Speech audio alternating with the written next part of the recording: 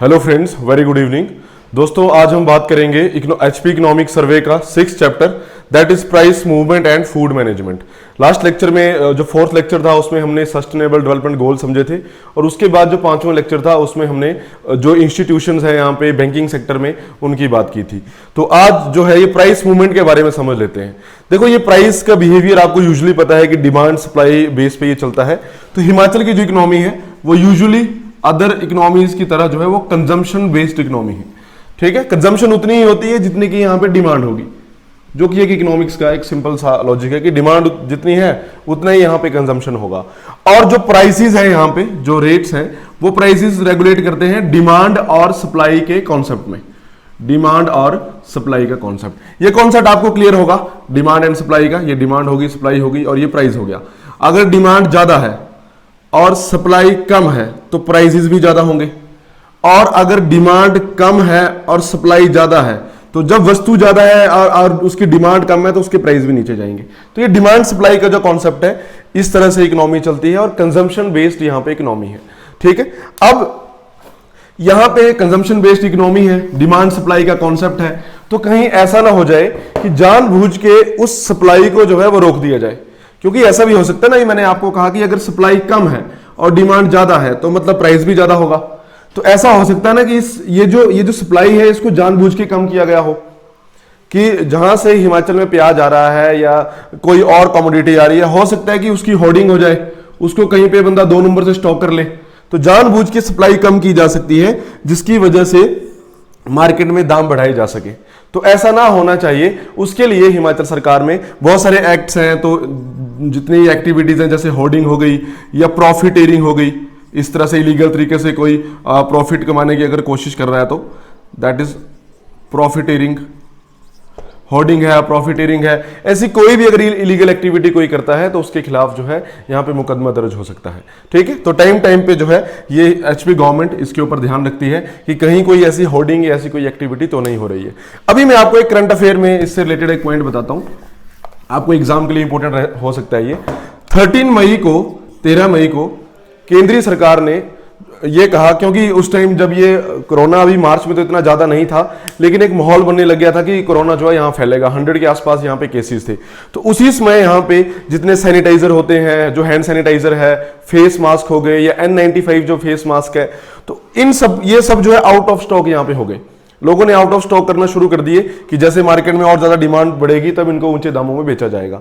तो इसके लिए सेंट्रल गवर्नमेंट ने क्या किया, जो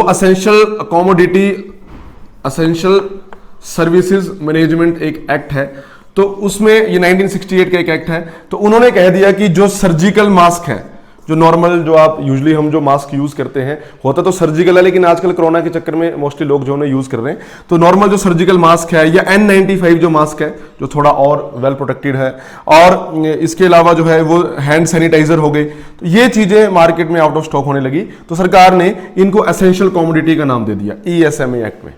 तो हिमाचल सरकार ने भी क्या किया, उसके 2-3 दिन बाद 16 मई को हिमाचल सरकार ने भी ये सर्जिकल फेस मास्क, N95 में फेस मास्क और ये हैंड सैनिटाइजर, इन्होंने ये HHPP एक ऑर्डर है हिमाचल का 1977 का। इसका फुल फॉर्म क्या है, Himachal hoarding and profiteering prevention order 1977। तो इस तरह की कोई प्रॉफिटेरिंग या होर्डिंग एक्टिविटी ना हो जाए। मैं एक बार फिर से आपको फुल फॉर्म बता देता हूं, Himachal hoarding and profiteering prevention order 1977। तो इसमें जो है हिमाचल में भी बदलाव हो गए, और ये तीनों जो है उनको इस एक्ट के अंडर उन्होंने बोला कि ये भी हिमाचल में भी एसेंशियल कमोडिटीज है। तो अब इनकी अगर कोई ऐसी होर्डिंग या ऐसी कोई एक्टिविटी करता है, जरूरत से ज्यादा उनको महंगा बेचने की कोशिश करता है, तो उसके ऊपर जो है वो सख्त कार्रवाई हो सकती है। ठीक है, तो ये तो एक एग्जांपल मैंने आपको दिया। टाइम टाइम पे कोई भी ऐसी कमोडिटी है जो एसेंशियल सर्विसेज में आती है या एसेंशियल कमोडिटी है, उसकी होर्डिंग तो कर ही नहीं सकते हैं, क्योंकि ये जो पूरा इकोनॉमी में उसमें फर्क पड़ता है। अगर आप सप्लाई को ही चौक कर देंगे तो डिमांड तो यूजुअली ज्यादा हो ही जाएगी, और आगे उसके कारण जो है प्राइस भी ज्यादा होगा। यूजुअली आपने देखा होगा कि अनियंस के जो दाम है, प्याज के जो दाम है, भारत में बढ़ते रहते हैं। तो टाइम टाइम पे ये मीडिया वगैरह भी कहती है कि इसकी होर्डिंग हो रही है, कहीं पे नासिक में जो है वो प्याज छुपा लिया गया है, या कहीं पे जब आप यूजुअली देखेंगे जब भी दिल्ली में चुनाव होंगे उस टाइम प्याज के दाम जो है वो इंक्रीज करते हैं। तो वो फिर पॉलिटिकल गेम और वो सब कुछ सारा सिनेरियो वहां पे रहता है। ठीक है, और भी कई कारण होते हैं, सिर्फ यही कारण नहीं है कि होर्डिंग के कारण प्याज के दाम बढ़ते हैं। कई बार जेन्युइन कारण भी होते हैं जैसे फ्लडिंग और ये सब, लेकिन ऐसा यूजुअली हुआ है पहले भी कि प्याज और ऐसी कमोडिटी जो है जहां पे होर्डिंग हो जाती है। ठीक है, तो ये हिमाचल में भी HHPP Himachal hoarding and profiteering prevention order 1977 है, और इसी के तहत जो है इन तीनों को हिमाचल में असेंशियल कमोडिटी मेंशन किया गया है मार्च 2020 में। ठीक है, तो ये करंट अफेयर में भी क्वेश्चन बन सकता है। सेंट्रल गवर्नमेंट ने भी इसको 13 मई को किया था। तो थोड़ा सा मैंने आपको इकोनॉमी के बारे में बताया कि कंजम्पशन बेस्ड यहाँ पे इकोनॉमी है, डिमांड और सप्लाई के बेस में जो है प्राइस का बिहेवियर यहाँ पे रहता है। अब आगे मैं आपको स्लाइड में ग्राफ के माध्यम से समझा दूंगा, क्योंकि ये चैप्टर आप पढ़ेंगे तो उसमें 2-3 पेजेस तो उन्होंने ऐसे ही भर दिए कि 2014 में WPI इन्फ्लेशन इतनी थी, 15 में इतनी हुई, फिर 16 में इतनी हुई, तो बहुत ज्यादा आंकड़े हो जाते हैं, उतने इतनी जल्दी याद भी नहीं होंगे। मैं अभी आपको सिंपल ग्राफ के थ्रू समझा दूंगा कि किस साल कितने थे और किस साल कितने आंकड़े थे, तो ग्राफ में जो है वो आपको समझ आ जाएगा। तो वहां पे टर्म्स यूज हुई हैं, दैट इज WPI और CPI। देखो ये डिटेल्ड टॉपिक है, अगर ये टॉपिक करवाने हो तो इसी के लिए एक अलग से लेक्चर चाहिए। तो अगर आप इस तरह के सिविल सर्विसेज एग्जाम की तैयारी कर रहे हैं तो इन टर्म्स के बारे में आपको जानकारी होगी। तो मैं डिटेल में नहीं बताऊंगा, लेकिन मैं थोड़ा सा आपको आइडिया दे देता हूं कि जैसे ये एक फैक्ट्री है और यहाँ पे मैन्युफैक्चरिंग हो रही है। मैन्युफैक्चरिंग के बाद जो यहाँ से सामान बनेगा और जो शिपमेंट, उसके बाद जो मेन डीलर उसको खरीदेगा, तो होलसेल के जो दाम है, ठीक है, होलसेल के जो दाम है, एक प्रकार से फैक्ट्री से जो दाम निकलते हैं, तो वो होलसेल प्राइस इंडेक्स बनेगा कि जितने रुपए में आगे होलसेल में चीज मिल रही है उसका होलसेल में दाम क्या चल रहा है। जैसे मान लो कोई भी एक कमोडिटी है, चाहे लोहा है या स्टील है, कोई भी है, तो होलसेल में उसका दाम क्या चल रहा है, तो वो जितने भी दाम होते हैं उसका एक एवरेज इंडेक्स निकाला जाता है। जैसे इंडिया में 697 कमोडिटी जो है वो होलसेल में कंसीडर की जाती है। इन 697 आइटम्स को ऐसे लिखा जाएगा, जैसे एक आइटम है तो वो पहले 100 रुपए की थी, अब 103 की हो गई, एक 105 की हो गई, तो इन 697 का जो मीन आएगा वो यहां पे बनेगा WPI, होलसेल प्राइस इंडेक्स। मतलब होलसेल प्राइस जो इन्फ्लेशन है उसका एक प्रॉपर वो इंडेक्स बनेगा कि कितनी यहां पे WPI चल रही है। तो WPI जो है मेनली गुड्स के लिए लेते हैं, और कौन से गुड्स, जो फैक्ट्री से जो आउटलेट है या जो होलसेल प्राइस में जो वस्तुओं के दाम है उसके इंडेक्स को हम होलसेल प्राइस इंडेक्स बोलते हैं कि जो होलसेल है, थोक में जो सामान बिक रहा है तो उसका मूल्य कितना है, ठीक है, उसमें कितनी यहां पे महंगाई है। पहले भारत में ये इंपॉर्टेंट इंडिकेटर होता था, जो भी देश में हम कहते हैं कि इतने % इन्फ्लेशन चल रही है, तो 2013 से पहले जो है वो इसको कंसीडर किया जाता था WPI को, लेकिन 2013 के बाद जो है वो CPI को कंसीडर किया जाता है। तो CPI क्या है, एक बार होलसेल में कोई सामान बिक गया तो उसके बाद आगे रिटेलर तक जो पहुंचेगा तो रिटेलर को क्या दाम मिल रहे हैं वो होता है कंज्यूमर प्राइस इंडेक्स, CPI उसको हम बोलते हैं, ठीक है, कंज्यूमर प्राइस इंडेक्स। अब CPI बहुत डिटेल में है, ये CPI इंडस्ट्रियल वर्कर्स का अलग होता है, ये रूरल लेबर का अलग से हो सकता है, ठीक है, एग्रीकल्चरल वर्कर का अलग से हो सकता है, एक CPI कंबाइंड होता है, सबको जब इंक्लूड कर देते हैं तो वो CPI कंबाइंड हो जाएगा। तो ये बहुत ज्यादा है, अभी मैं इसके ऊपर आपके साथ डिस्कशन नहीं करूंगा, ठीक है, क्योंकि हमारा जो मेन चैप्टर है वो हिमाचल का हम इकोनॉमिक सर्वे कर रहे हैं, लेकिन एक बेसिक आइडिया होना चाहिए क्योंकि वहां पे चार्ट बना है।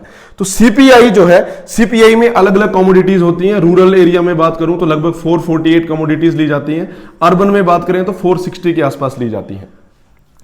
तो डिफरेंस क्या हुआ, होलसेल में जो चीजों का दाम है वो कितना ज्यादा फ्लक्चुएट कर रहा है। अब आप ये पता कैसे लगाएंगे कि वस्तु का दाम बढ़ रहा है या कम हो रहा है, उसके लिए एक बेस ईयर लिया जाता है। फॉर एग्जांपल ये एक मार्कर है, अब मैं ऐसा आपको कहता हूं ये एक मार्कर 2011-12 का जो फाइनेंशियल ईयर था उसमें ये मार्कर 100 रुपीज का था। ये मैंने एक हाइपोथेटिकल फिगर लिखी है कि उसमें ये मार्कर 100 रुपीज का था, और आज 2019-20 जो फाइनेंशियल ईयर चल रहा है, अब तो ये 2020-2021 फाइनेंशियल ईयर शुरू हो गया है 1 अप्रैल से, तो यहां पे इस मार्कर का दाम 100 रुपए था, आज इस मार्कर का दाम मान लो 5 रुपए, 105 है। तो इन्फ्लेशन कितनी हो गई है यहां पे, ये 5% इन्फ्लेशन हो गई है। तो हमेशा जब आप इन्फ्लेशन मेजर करते हैं तो आपको एक बेस ईयर भी पता होना चाहिए, ठीक है, और ये बेस ईयर कोई भी हो सकता है, ये तो फिर 2018 भी हो सकता था, 2017 भी हो सकता था, तो वो एक बेस इंडेक्स अलग से होता है, हम उसकी बात नहीं कर रहे हैं। जब नॉर्मली इन्फ्लेशन काउंट करते हैं तो वो ये इससे बेस ईयर से कैलकुलेट करते हैं। बेस ईयर वो साल लिया जाता है एकदम जो नॉर्मल सा ईयर है। अब 2011-12 में अगर भारत में फैमिन आया होता, अकाल पड़ा होता और वस्तुओं के दाम एकदम पीक लेवल पे पहुंच गए होते, तो उस साल को हमने बेस ईयर नहीं लेना था, या उस साल कोई महंगाई नहीं होती, सब कुछ बिल्कुल ही सस्ता हो जाता, उसको भी बेस ईयर नहीं लेते। जो एक नॉर्मल सा ईयर होता है, उस टाइम ना चीजें ज्यादा है ना कम है, उस ईयर को जो है वो बेस ईयर लिया जाता है। तो अब WPI का जो बेस ईयर है वो 2011 और वो 12 चल रहा है, ये इसका बेस ईयर है। और कंज्यूमर प्राइस इंडेक्स में जो बेस ईयर लिया जाता है वो पहले 2010 था, अब वो 2012 किया गया है। ठीक है, ये जो WPI वाला है ये 2017 में चेंज किया है, क्योंकि जितनी अदर चीजें हैं, जैसे एक और इंडेक्स आता है इंडेक्स ऑफ इंडस्ट्रियल प्रोडक्शन या GDP हम जो कैलकुलेट करते हैं, उसके लिए ये सेम फाइनेंशियल ईयर लिया जाता है। तो उसी के पार्लेंस में रखने के लिए जो है WPI के लिए जो बेस ईयर है वो 2011-12 है, और CPI के लिए जो बेस ईयर है वो 2012 है। और कॉमोडिटीज इसमें 448 और ये 460 अर्बन, रूरल और अर्बन में, और यहाँ पे जो है WPI में टोटल 697 कमोडिटी ली जाती है। ये होलसेल में वस्तु का दाम क्या है उसका एक मेजरमेंट है, और ये जो है परचून में या जो रिटेलर को जो वस्तु मिलेगी उसका दाम क्या है उसमें फ्लक्चुएशन को शो करता है। ठीक है, और यहाँ पे सिर्फ गुड्स की बात होती है WPI में, और CPI में goods as well as services दोनों की बात होती है। तो मेन डिफरेंस आपको बता दिए इनकेस, क्योंकि ये टर्म्स यहाँ पे बार बार दिए हैं तो हो सकता है कि एग्जाम में क्वेश्चन पूछ लिया जाए। और इसके अलावा ये तो बेस ईयर वगैरह की हमने बात की, ये कैलकुलेट कौन करता है, ये डेटा वगैरह कौन यहां पे रिलीज करता है। तो अगर WPI की बात करें तो इसको जो है इकोनॉमिक एडवाइजर, फाइनेंस मिनिस्ट्री में जो मेनली इकोनॉमिक एडवाइजर है, तो इकोनॉमिक एडवाइजर का काम है इसको रिलीज करना। और यहां पे एक डिपार्टमेंट होती है CSO, ये सेंट्रल स्टैटिस्टिकल ऑफिस है, और जो डिपार्टमेंट है वो है MOSPI, ministry of statistics and programme implementation. ठीक है, तो ये मिनिस्ट्री आ गई, और इसके अंदर जो है ये CSO जो डिपार्टमेंट ये होता है सेंट्रल स्टैटिस्टिकल ऑफिस, तो ये इसको कैलकुलेट करता है, ये डेटा रिलीज करता है। टाइम पे इनके डेटा आते रहते हैं, क्वार्टरली बेसिस पे भी आएंगे, हाफ ईयरली बेसिस पे भी आएंगे, तो उससे एक अनुमान रहता है कि देश में इन्फ्लेशन का बिहेवियर क्या चल रहा है। अब इन दोनों में से ज्यादा इंपॉर्टेंट आज की डेट में कौन है, मैंने आपको बता दिया 2013 तक, जब 2013 तक जो है WPI को ही कैलकुलेट किया जाता था। जैसे RBI की मॉनेटरी पॉलिसी होती है कि भाई मार्केट में महंगाई ज्यादा है आज की डेट में या कम है, अगर महंगाई ज्यादा है कम है उसके हिसाब से जो है वो रेट्स उसको डिसाइड करने पड़ते हैं, वो रेपो और वो सब आपने इकोनॉमिक्स में पढ़ा है। ठीक है, उसके हिसाब से जो है इंटरेस्ट रेट रेगुलेट किए जाते हैं। तो 2013 तक WPI को मेन इन्फ्लेशन भारत में गिना जाता था, लेकिन अब जो है वो CPI एक मेन इन्फ्लेशन है। जब भी RBI बोलेगा कि मार्केट में महंगाई है, कम है, ज्यादा है, तो वो मेनली CPI के बेस पे बोलता है। और भारत देश में एक कॉन्सेप्ट है 2016 से चल रहा है, दैट इज इन्फ्लेशन टारगेटिंग। ये 2016 से 2021 तक का ये है कि इसमें टाइम पे एक मॉनेटरी पॉलिसी बनती है, और वो एक टारगेट देती है कि इन्फ्लेशन को इतने लेवल तक कंट्रोल करके रखना है, 3% तक, 4% तक, 5% तक। ठीक है, वो एक टारगेट यहां पे सेट किया जाता है। तो वो भी किस इन्फ्लेशन की बात करते हैं, वो भी CPI की बात करते हैं। तो ये भी अपने आप में एक इंपॉर्टेंट क्वेश्चन है कि जो RBI की मॉनेटरी पॉलिसी बनी है देश में इन्फ्लेशन को टारगेट करने के लिए, तो वो किस इन्फ्लेशन की बात करते हैं, दैट इज CPI। तो एक बेसिक देखो, ये मैंने आपको कंप्लीट टॉपिक नहीं करवाया है, ये और भी ज्यादा डिटेल में है। ठीक है, तो अभी हम इसकी बात नहीं कर रहे हैं, अभी जस्ट आपको एक बेसिक आइडिया देना था कि WPI और CPI क्या है, क्योंकि यहां पे जो है वो अभी हम स्लाइड के माध्यम से इसके ग्राफ करेंगे, तो उसमें एक बिहेवियर समझेंगे कि इन्फ्लेशन कब ज्यादा थी, कब वो कम थी, उसका ट्रेंड कितना रहा है भारत में। मेनली हिमाचल प्रदेश की हम यहां पे बात करेंगे। ठीक है, तो एक बेसिक आपको समझाना जरूरी था कि WPI क्या होती है, CPI क्या होती है, और उन दोनों में मेन डिफरेंस क्या है। तो इसमें अभी जो मैंने आपको मेन पॉइंट्स बताए कि एक हिमाचल में जो है दैट इज कंजम्पशन इकोनॉमी, और ये ऐसी कोई एक्टिविटीज़ ना हो, होर्डिंग, प्रॉफिटेरिंग वगैरह, तो उसके लिए भी टाइम पे जो है वो एक्ट्स में बदलाव करने पड़ते हैं। जैसे अभी कहा कि HHPP ऑर्डर में उन्होंने चेंज करके जो है वो sanitiser, face mask and 95 face mask वगैरह जो है उनको एसेंशियल कमोडिटीज़ में रखा है। और ऐसी कोई होर्डिंग वगैरह ना हो या प्राइस बिहेवियर को चेक करना है तो वीकली लेवल पे जो है मॉनिटरिंग की जाती है। ठीक है, खास करके एसेंशियल कमोडिटीज़ के जो प्राइजेज हैं। और ये कौन कर रहा है काम, department of economics and statistics. तो ये डिपार्टमेंट जो है हिमाचल में ये टाइम पे ये इस तरह से प्राइस बिहेवियर को चेक करती रहती है। अब हम एक ट्रेंड समझेंगे।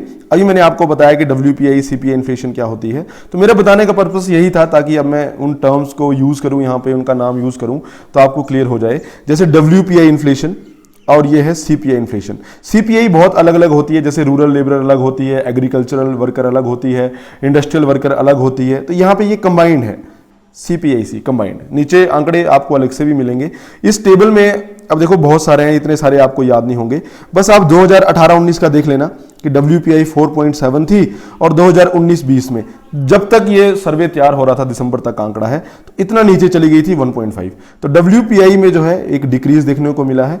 लेकिन अगर कंज्यूमर प्राइस इन्फ्लेशन की बात करें तो ये 2018-19 के लास्ट में 1.3 थी और 2019-20 में 2.5। तो यहाँ पे दाम जो है वो आपको इंक्रीजिंग ऑर्डर पे दिख रहा है।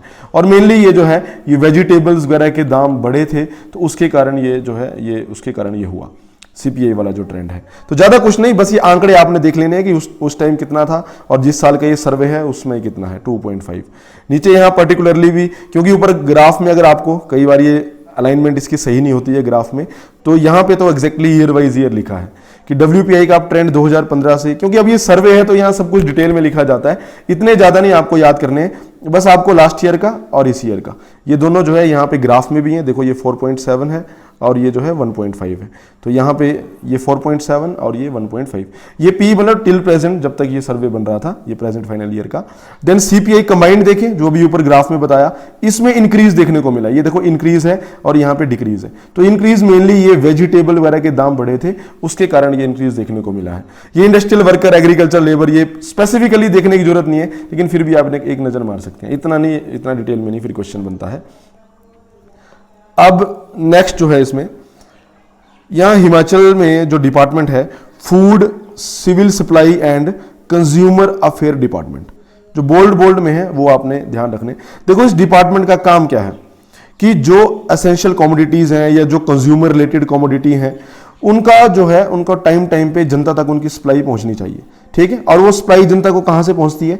आपने देखा होगा आपके गांव में भी जब राशन मिलेगा महीने में, तो एक सिविल सप्लाई शॉप होती है, ये सरकारी डिपो भी हम उसको कह देते हैं। तो इस तरह से 4957 इतनी फेयर प्राइस शॉप्स हैं, तो उनके थ्रू जो है वो सामान मिलता है लोगों को, जो भी बेसिक कमोडिटीज हैं, जैसे व्हीट है, उसमें अब तो व्हीट की जगह डायरेक्टली वो फ्लोर ही देते हैं, व्हीट आटा ही देते हैं, और राइस हो गए, और उसमें कई कैटेगरीज हैं, जैसे वो अंत्योदय योजना है, BPL है। अभी आगे बात करेंगे कि किसको कितना उसमें राशन मिलता है। अब ये एक इंपॉर्टेंट पॉइंट, इन्फ्लेशन से डील करने की बात करें, थोड़ी देर पहले मैंने आपको बताया कि भारत में इन्फ्लेशन टारगेटिंग का कॉन्सेप्ट है, और ये 5 अगस्त 2016 से है। इसके लिए एक RBI की एक बैट कमेटी बनती है, मॉनेटरी पॉलिसी कमेटी इसको बोलते हैं। इसमें RBI के लोग भी होते हैं, बाहर के लोग भी होते हैं, तो ये अलग से टॉपिक है, तो इस पे मैं ज़्यादा बात नहीं करूंगा MPC पे। तो ये जो है 5 साल के लिए इन्होंने इन्फ्लेशन टारगेटिंग करनी है, 2021 तक का टारगेट है। टाइम पे सेट करते रहते हैं कि अगले 6 महीने बाद इन्फ्लेशन इतनी है, उसके बाद इन्फ्लेशन इतनी होगी। अब इसमें वोलेटिलिटी, उतार चढ़ाव के भी बहुत ज़्यादा चांसेस रहते हैं, खास करके जो एसेंशियल कमोडिटीज़ हैं। अब यहाँ पे जो ज़्यादा वोलेटिलिटी देखने को मिली, ये जो प्राइस हम देख रहे हैं ऊपर की कंज्यूमर प्राइस इन्फ्लेशन एकदम बढ़ गई थी, तो मेनली जो वोलेटिलिटी है वो हाईएस्ट फॉर वेजिटेबल्स। सबसे ज़्यादा जो दाम बिगड़े हैं वो वेजिटेबल्स के, इसमें ज़्यादा वोलेटिलिटी थी अभी लास्ट ईयर के ट्रेंड की बात करें, और सबसे कम थी राइस, व्हीट, ये कॉमा यहाँ पे होगा, राइस है, व्हीट है, शुगर है, ये गुड़ है जिसको जैगरी बोलते हैं, ठीक है। देन मस्टर्ड ऑयल, सीमेंट, इनमें लोएस्ट वोलेटिलिटी थी कि सीमेंट के बैग का जितना दाम था वो लगभग उतना ही रहा, ज़्यादा फ्लक्चुएशन उसमें नहीं है, लेकिन यहाँ पे ज़्यादा फ्लक्चुएशन थी वेजिटेबल में। तो इसके अलावा पल्सीज है, केरोसिन ऑयल है, अनियन है, इनमें भी काफ़ी ज़्यादा फ्लक्चुएशन देखने को मिली, ये जो 2018 और 2019 के बीच में अगर हम कंपैरिजन करें तो। और ये दोनों इन्फ्लेशन का ट्रेंड आपको मैंने ऊपर ही बता दिया कि WPI इन्फ्लेशन जो है वो लो रही है। अभी ऊपर आपने ग्राफ में देखा WPI जो है वो कम रही है, लेकिन CPI का अगर ट्रेंड देखें तो वो थोड़ी सी बड़ी है। और मेनली क्यों? फूड प्राइजेस, क्योंकि फूड प्राइजेस के दाम बढ़े हैं, खास करके जो एग्रीकल्चर सेक्टर है, अनियन वगैरह, तो जो रेन है, एक्सेसिव रेन है, उसके कारण ये वेजिटेबल प्राइस में जो है वो एकदम से उछाल देखने को मिला था, तो ये CPI जो है वो आंकड़ा थोड़ा सा बिगड़ गया है। देन इसके अलावा जो है ये हिमाचल सरकार ने एक और ये चीज इंप्लीमेंट की है यहाँ पे, food insecurity and vulnerability mapping system. ये जियोग्राफिक इंफॉर्मेशन सिस्टम के थ्रू जो है इसको मॉनिटर करते हैं, और टाइम पे जो है ये जो इसका प्राइस बिहेवियर वगैरह है उसको रेगुलेट करते हैं, ठीक है, कि कहीं पे फूड इनसिक्योरिटी तो नहीं हो रही है, सामान बराबर पहुंच रहा है, नहीं पहुंच रहा है, ठीक है, तो सब इसमें आ जाएगा। तो ये आपने ध्यान रखना है कि ये क्या सरकार इंप्लीमेंट कर रही है, food insecurity and vulnerability mapping system, FIVIMS।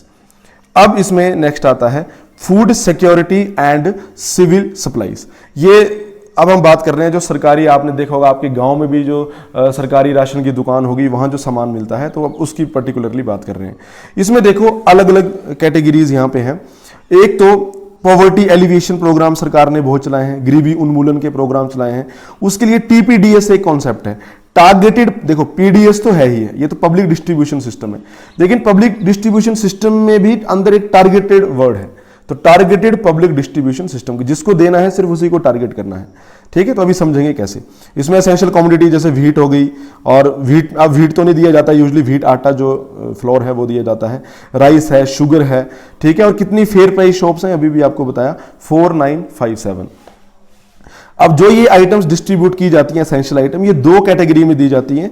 एक है नेशनल फूड सिक्योरिटी एक्ट, ये 2013 में आया था, और दूसरा है अदर देन, इसको ऐसे लिखा जाता है OTNFSA। जहां भी OTNFSA लिखा होगा मतलब अदर देन ये other than national food security act, उसके बाहर जो है जो ये अबव पॉवर्टी लाइन है, ठीक है। तो ये नेशनल फूड सिक्योरिटी एक्ट में एक तो अंत्योदय अन्न योजना AAY और दूसरा प्रायोरिटी हाउस होल्ड, और यहां पे आ जाता है फिर अदर देन NFSA, OTNFSA इसको बोलते हैं, और ये अबव ये पॉवर्टी लाइन है। तो किसको कितना राशन मिलेगा वो यहां पे नीचे मेंशन किया गया है। अब टोटल जो राशन कार्ड है, इस तरह का आंकड़ा हिमाचल, क्योंकि वैसे तो ये इन फैक्ट्स का एग्जाम में पूछने का कोई लॉजिक नहीं बनता है, लेकिन HPPSC का मैं ट्रेंड आपको बता रहा हूं कि यूजुअली उन्होंने ऐसे क्वेश्चन पास्ट में पूछे हैं। लास्ट टू लास्ट ईयर तो उन्होंने ये भी पूछ लिया था कि 2003-4 की जो सुनामी आई थी उसमें कितनी कैजुअलिटी हुई थी। तो एक बहुत ही वाहियात ये क्वेश्चन है कि मतलब आप नंबर ऑफ कैजुअलिटीज उसमें पूछ रहे हैं, और वो भी 2003-4 का, और वो 2017 में 18 में वो क्वेश्चन पूछा जा रहा है। तो कहने का मतलब ये है कि एकदम कोर फैक्ट्स भी जो है वो आपसे पूछे जा सकते हैं, जबकि ये लॉजिकल नहीं है कि आप नंबर ऑफ राशन कार्ड्स पूछें एग्जाम में कि कितने राशन कार्ड इशू किए हैं, लेकिन एक ट्रेंड रहा है ये पूछते हैं, तो आपने एक बार देख लेना जो भी यहाँ पे बोल्ड में लिखा गया है।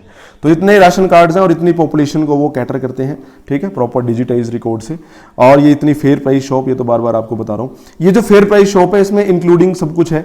3227 कोऑपरेटिव सोसाइटीज हैं, 13 पंचायत में हैं, 74 जो है ये स्टेट सिविल सप्लाईज वाले आउटलेट्स हैं, 1631 जो है वो इंडिविजुअल आउटलेट्स हैं, और 12 जो है महिला मंडल में है।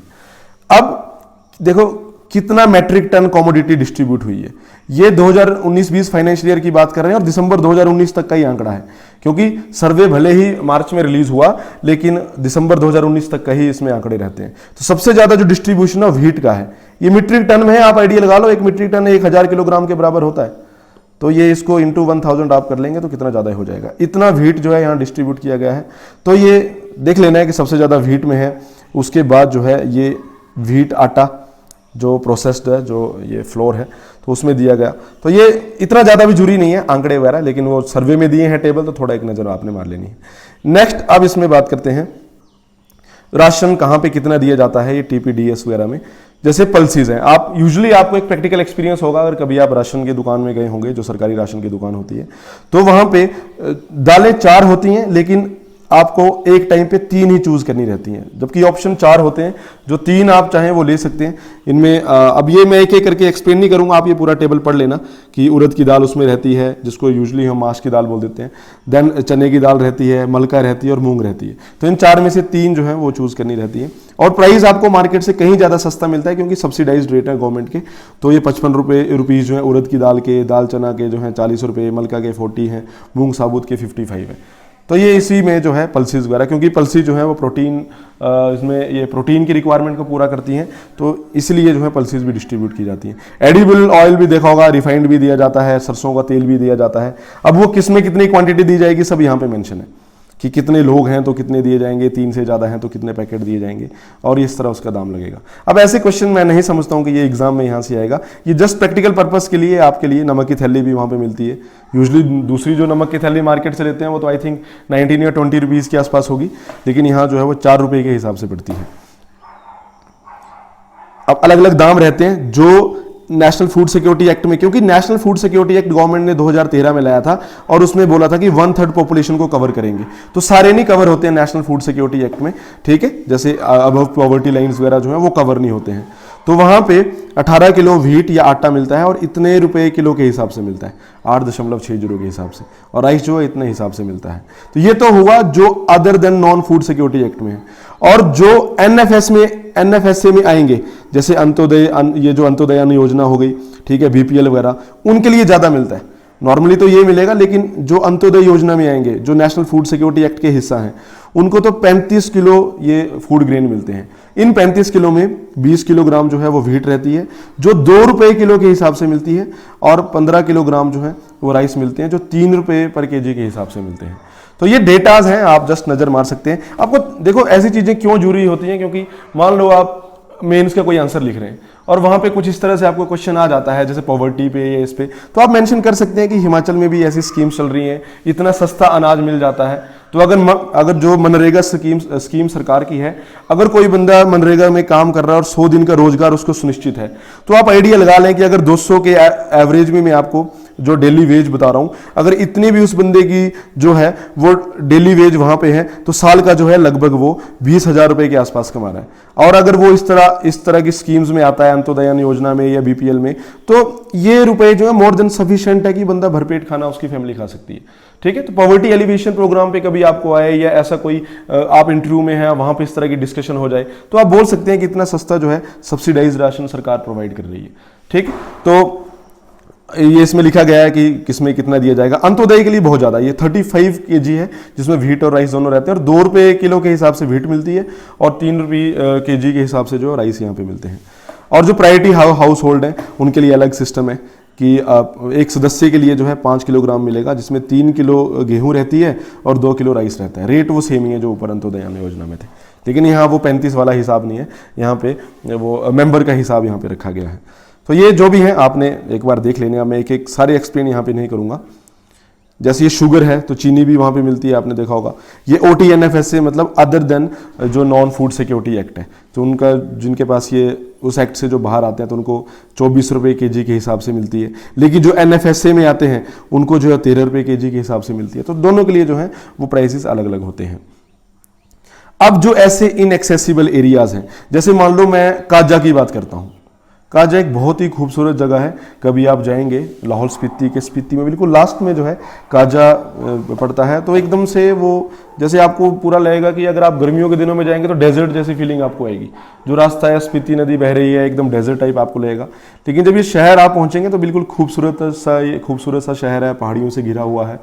तो यहाँ पे काजा आप चले जाएंगे तो इतने दूर, मैं किसी भी ऐसे रिमोट एरिया की बात कर रहा हूं, तो वहां पे सप्लाईज कैसे पहुंचेंगी, वहां एसेंशियल कमोडिटीज कैसे पहुंचेंगी, क्योंकि यूजुअली बाकी जगह तो क्या है कि जो प्राइवेट शॉपकीपर्स हैं वो भी सामान पहुंचा देते हैं, लेकिन ऐसी जगह पे देखो प्राइवेट दुकानें वहां पे भी हैं, लेकिन उतना इकोनॉमिक नहीं है क्योंकि पॉपुलेशन उतनी ज्यादा नहीं है, तो बंदे को उतना फायदा भी नहीं होगा, उसका कैरेज कितना पड़ जाएगा इतनी दूर सामान पहुंचाने में। तो उसके लिए ये काम कौन करेगा, फिर सरकार की कोई डिपार्टमेंट करेगी, तो Himachal Pradesh state civil supply corporation. ठीक है, तो ये जितनी एसेंशियल कमोडिटी है, फूड आइटम्स हैं, पेट्रोलियम प्रोडक्ट हैं, even kerosene oil, LPG, tribal और इनएक्सेसिबल एरिया में जो है वो इनका काम है पहुंचाना, क्योंकि वहाँ प्राइवेट ट्रेडर जो है वो उतना उनको प्रॉफिट नहीं होता है, तो ज़्यादा उन एक्टिविटीज़ में उतना ज़्यादा पार्टिसिपेट नहीं करते हैं। तो यहाँ पे लिखा गया है कि 2019-20 में जो है ये कमोडिटीज़ वहाँ पे पहुँचाई, तो ये तो जरूरी नहीं है, लेकिन HPSC के बारे में आपको पता होना चाहिए। Himachal Pradesh state civil supplies corporation 1980 के आसपास जो है ये बॉडी बनी थी हिमाचल में। तो इसके बारे में थोड़ा देख लेते हैं कि ये क्या है। ये एक प्रकार की सेंट्रल प्रोक्योरमेंट एजेंसी है हिमाचल प्रदेश में। ठीक है, कि ये सारा सामान खरीदेगी और इसका काम रहता है आगे फिर वो फेयर प्राइस शॉप वगैरह तक पहुंचाना। इवन स्कूल में जो मिड डे मील्स वगैरह होती हैं, मिड डे मील जो बच्चों को खाना मिलता है, तो हर जगह राशन पहुंचाने का काम भी जो है ये HPSC का ही होता है। ठीक है, तो ये पूरा पैराग्राफ आप पढ़ लेंगे, ज़्यादा इसमें कुछ है नहीं है। कि जितनी भी एसेंशियल या नॉन एसेंशियल कमोडिटीज़ हैं, चाहे वो टारगेटेड पब्लिक डिस्ट्रीब्यूशन में आएंगी या नेशनल फूड सिक्योरिटी एक्ट में आएंगी, ठीक है, ये सब इनका काम है पहुंचाना। और वो इस बार के फाइनेंशियल ईयर में कितना पहुंचाया गया है वो सारा आंकड़ा लिखा है दिसंबर तक का। और भी कई चीजें जैसे कुकिंग गैस है, जो गैस सिलेंडर है, डीजल, पेट्रोल, कैरोसिन ऑयल, या लाइफ सेविंग ड्रग्स भी, इवन जैसे मेडिसिन वगैरह ये पहुंचाना भी इनका काम है, जिसके लिए 116 इनके होलसेल गोडाउन है और 72 जो है रिटेल शॉप, जिनको अपना स्टोर कहते हैं, जहां जनता सीधा जाके सामान खरीद सकती है। 54 गैस एजेंसीज हैं, जगह जगह आपने देखी होगी आपके कहीं आसपास भी HPSC की गैस एजेंसी होगी। जैसे इंडियन भारत होगा तो वो उनमें से किसी को वो सेल करेंगे। देन पेट्रोल पंप, मैंने आपको काजा का एग्जांपल दिया है, अगर आप काजा जाएंगे तो वहां पे जो पेट्रोल पंप है वो इन्हीं का ही है, HP state civil supply corporation का। तो 4 पेट्रोल पंप भी हिमाचल में है और 32 जो है मेडिसिन शॉप इनकी चल रही है। अब एक एक आंकड़े याद रखने की जरूरत नहीं है, लेकिन कभी एग्जाम में आपको पूछ लिया जाए कि HPSC या ऐसे पूछ लिया जाए कि ट्राइबल एरिया में जो है वहां पर ये कमोडिटीज कौन पहुंचाता होगा, तो बेसिक आपको एक आइडिया होना चाहिए। तो चाहे असेंशियल कमोडिटी है या नॉन असेंशियल कमोडिटी है, सब इन्हीं का ही काम है पहुंचाना। ठीक है, इसके अलावा जो है मार्केट में रेट्स को स्टेबलाइज करना, कहीं पे किसी चीज़ की कमी हो गई है तो उसकी आपूर्ति करना, उसको पूरा करना, तो ये सारे काम जो है ये भी ये स्टेट सिविल सप्लाई कॉर्पोरेशन वाले देखते हैं। देन ये मैंने आपको बता दिया मिड डे मील स्कीम, जो स्कूल में मिड डे मील स्कीम में जो बच्चों को जो चावल जो दिन का खाना मिलता है, तो उसमें राइस वगैरह की सप्लाई करना ये भी इन्हीं का ही काम है। ठीक है, जो कंसर्न डिप्यूटी कमिश्नर होगा वो डिमांड दे देगा और बाद में जो है इन्होंने सामान पहुंचाना है। आंकड़े दिए गए हैं कि इतने 2019-20 में दिसंबर तक में इतने ज़्यादा मीट्रिक टन राइस जो है वो पहुंचाए गए, तो वो आंकड़े वगैरह इतने जरूरी नहीं है क्योंकि फिर आप कितना ज़्यादा याद करेंगे। अब बात करते हैं गवर्नमेंट सप्लाईज की। यही डिपार्टमेंट जो हमने समझी स्टेट सिविल सप्लाई कॉर्पोरेशन, ये आयुर्वेदिक मेडिसिन तो प्रोवाइड करती है गवर्नमेंट हॉस्पिटल्स में, साथ में सीमेंट भी प्रोवाइड करती है। जो भी गवर्नमेंट की डिपार्टमेंट्स हैं जहां जहां सीमेंट की जरूरत होगी, ये इसके अलावा आईपीएस जो डिपार्टमेंट होती हैं, पानी का विभाग जो है, पानी की पाइपें जैसे GI pipe, DI pipe, CI pipe, वो सब पहुंचाना भी इन्हीं का ही काम है, HP state civil supply corporation का। इसके अलावा जो है मनरेगा की अगर मैं बात करूं तो मनरेगा में जो सीमेंट की जरूरत पड़ती है, गांव गांव में जो काम होता है, कहीं चेक डैम बन रहा है, कहीं रास्ता पक्का हो रहा है या आरसीसी बिछ रही है, तो उसके लिए जितने भी सीमेंट की जरूरत पड़ती है पंचायत लेवल पे डेवलपमेंटल वर्क में, तो वो भी जो है ये स्टेट सिविल सप्लाई कॉर्पोरेशन वाले ही प्रोवाइड करते हैं। नेक्स्ट इसमें डिविडेंड, क्योंकि अब सरकार का भी इसमें शेयर है तो फिर ये मुनाफा भी करेगी। 1980 से चल रही है स्टेट सिविल सप्लाई कॉर्पोरेशन जो है, तो यहां पे 2018-19 में जो नेट प्रॉफिट इनको हुआ था वो था 1.18 करोड़, इतना करोड़ रुपए का मुनाफा हुआ था, जिसमें 35 लाख के आसपास जो है इतना डिविडेंड उन्होंने हिमाचल सरकार को दिया है। डिविडेंड आप जानते हैं, शेयर से होने वाले मुनाफे को हम डिविडेंड कहते हैं। जैसे बैंक में जो आपने पैसे जमा करवाए होंगे वहां से आपको इंटरेस्ट आता है, तो वो वहां से मुनाफे को हम इंटरेस्ट बोलते हैं। लेकिन कहीं पे आपने शेयर होल्डिंग लगाई है या शेयर में इन्वेस्ट किया है, वहां से जो आपको मुनाफा होगा उसको डिविडेंड बोलते हैं। तो इतना डिविडेंड इन्होंने जो है सरकार को दिया, तो ये एमसीक्यू बन सकता है, इसलिए बोल्ड में लिखा है कि कितना मुनाफा हुआ और उसमें कितना डिविडेंड जो है उन्होंने हिमाचल प्रदेश सरकार के साथ शेयर किया है। नेक्स्ट आता है implementation of national food security act. देखो ये फूड सिक्योरिटी एक्ट जो है ये 2013 का एक्ट है और 2013 से ये भारत में चल रहा है, ठीक है, केंद्र सरकार का। और उसमें ये प्लान था कि 1/3 गवर्नमेंट, 1/3 पॉपुलेशन को भारत की इसमें कवर करना है, और जो अनाज है वो लोगों को मिलना चाहिए, फूड ग्रेन्स वगैरह लोगों को मिलनी चाहिए, एसेंशियल कमोडिटी उनको मिलनी चाहिए। तो यहाँ पे ये भी हिमाचल में चल रहा है, और इसको कौन हिमाचल में इंप्लीमेंट कर रहा है? यही corporation, Himachal Pradesh state civil supply corporation. तो इनका बहुत मेजर रोल है इस नेशनल फूड सिक्योरिटी एक्ट को इंप्लीमेंट करने में, क्योंकि यही खाना वगैरह जो है इतने सारे स्टोर्स में पहुंचाते हैं, जो होलसेल स्टोर मैंने आपको बताए, ये फेयर प्राइस शॉप्स, अभी थोड़ी देर पहले उनका आंकड़ा आपको बताया। तो ये अब आगे मेंशन किया गया है कि 2019-20 का जो फाइनेंशियल ईयर है, दिसंबर तक कितना राशन जो है इन्होंने पहुंचा दिया था। तो ज़्यादा व्हीट है ये 60,000 मीट्रिक टन के आसपास, और 30,000 मीट्रिक टन के आसपास जो है ये व्हीट है, ठीक है। और प्राइस वही रहेगा 3 रुपये और 2 रुपये इनका रिस्पेक्टिवली, दोनों का अलग अलग। लेकिन एक चुनौती क्या है, ये चैलेंज आप मेंशन कर सकते हैं कि अलग से वेयर हाउस कॉर्पोरेशन हिमाचल में नहीं है। ये तो स्टेट सिविल सप्लाई कॉर्पोरेशन है, तो साथ ही एक वेयर हाउस कॉर्पोरेशन भी यहां होनी चाहिए। तो वेयर हाउस कॉर्पोरेशन नहीं है, तो वेयर हाउस का काम भी ये स्टेट सिविल सप्लाई वाले ही देख रहे हैं। तो इन्होंने क्या किया है, कुछ इनके अपनी स्टोरेज कैपेसिटी भी है और कुछ ये बाहर से फिर हायर भी करते हैं। तो वो मेंशन है यहाँ पे कि ये जो है 21,297 मीट्रिक टन जो है ये अपना है, और उसके अलावा 38,000 के आसपास जो है ये हायर्ड गोडाउन है, इन्होंने हायर किए इस तरह से आगे वो लेके। अब नेशनल फूड सिक्योरिटी एक्ट जो है वो एक हद तक सक्सेसफुल रहा है हिमाचल में, उसकी इंप्लीमेंटेशन अच्छी रही है हिमाचल प्रदेश में, ठीक है। और ये स्टेट सिविल सप्लाई कॉर्पोरेशन जो है इसका अहम रोल इसमें रहा है। अब जो ये सिविल सप्लाई कॉर्पोरेशन वाले हैं, ये 2 गोडाउन भी यहाँ पे जो है इन्होंने शुरू किए हैं। एक ये नैरवा में है, डिस्ट्रिक्ट शिमला में नैरवा एक जगह है, तो ज़्यादा कैपेसिटी नहीं है, 550 मीट्रिक टन है। और सिद्धपुर सरकारी ये डिस्ट्रिक्ट कांगड़ा में, यहाँ पे 500 मीट्रिक टन है। तो ये 2 गोडाउन जो है ये इनका काम पूरा हो चुका है। इनका जो प्लान है कॉर्पोरेशन का, जो स्टेट सिविल सप्लाई कॉर्पोरेशन है, इनका जो प्लान है ये काम कर रहे हैं कि 5,000 मीट्रिक टन इतनी स्टोरेज कैपेसिटी इनके पास अपनी होनी चाहिए। अभी तो हायरिंग वगैरह में जो है ये काम चला रहे हैं। ज़्यादा कुछ नहीं था इस लेक्चर में, ठीक है। ये प्राइस मूवमेंट मेनली उसकी हमने बात की, कंजम्पशन इकोनॉमी यहाँ पे है, डिमांड सप्लाई पे बिहेवियर, किस तरह से प्राइस जो है रेगुलेट होते हैं। फिर उसके बाद हमने समझा कि WPI और CPI क्या है, दोनों का बेसिक क्या है, और ये Himachal Pradesh state civil supply corporation के बारे में आपने समझा, ठीक है। 1980 में ये बॉडी बनी थी। तो आज का जो लेक्चर है उसमें इतना ही करते हैं। जल्द ही मिलेंगे हम अपने नेक्स्ट चैप्टर में, जो कि 7th चैप्टर होगा। तो आज के लिए इतना ही था। Okay guys, thank you very much.